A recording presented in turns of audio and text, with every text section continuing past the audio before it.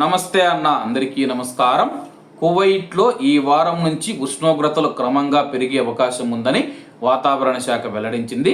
వారాంతానికి అంటే ఈ వారం చివరికి గరిష్ట ఉష్ణోగ్రతలు ఏకంగా 50 డిగ్రీల సెల్సియస్కు చేరుకోవచ్చని చెప్పేసి వాతావరణ శాఖ అంచనా వేసింది.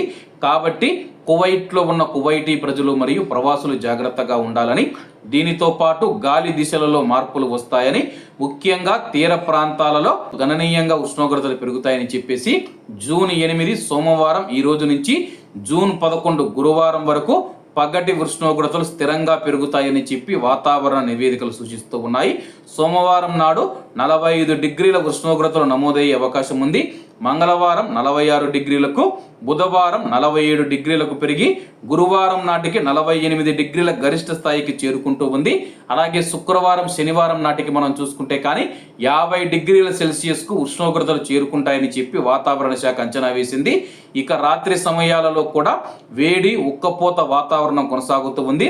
రాత్రి వేళల్లో ఉష్ణోగ్రతలు 28 డిగ్రీల నుంచి 31 డిగ్రీల సెల్సియస్ మధ్య నమోదయ్యే అవకాశం ఉందని చెప్పేసి వాతావరణ శాఖ అధికారులు తెలియజేశారు. కాబట్టి కువైట్లో ఉన్న మన భారతీయులు ఎవరైతే ఉన్నారో వాతావరణ ఉష్ణోగ్రతలు రోజు రోజుకు పెరుగుతూ ఉన్న నేపథ్యంలో దానికి తగిన విధంగా జాగ్రత్తలు అయితే తీసుకోండి.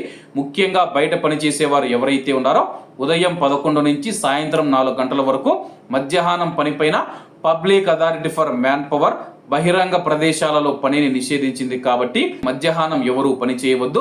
ఒకవేళ మీ యొక్క యజమానులు బలవంత పెట్టినా సరే కానీ ఆ యొక్క ఎండలో పని చేస్తే కానీ వడదెబ్బ తగిలే అవకాశం ఉంటుంది. ఒకవేళ మీకు ఏదైనా ఇబ్బందులు ఉంటే కానీ సంబంధిత అధికారులకు ఫిర్యాదు చేయవచ్చని చెప్పేసి అధికారులు తెలిపారు. కాబట్టి అందరూ బాగుండాలి, అందులో మనం ఉండాలి. అందరికీ నమస్తే అన్న, జై హింద్.